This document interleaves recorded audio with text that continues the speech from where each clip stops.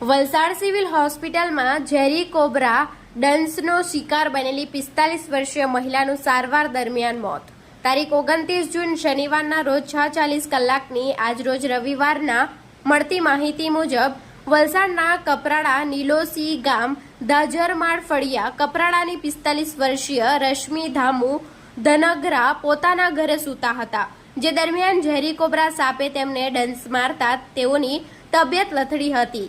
ઘટનાની જાણ પરિવારજનોએ 108ની ટીમને કરી હતી. કોલ મળતાની સાથે જ 108ની ટીમ ઘટના સ્થળે પહોંચી મહિલાને સૌપ્રથમ કપરાડા CHC ખાતે સારવાર હેઠળ ખસેડવામાં આવી હતી.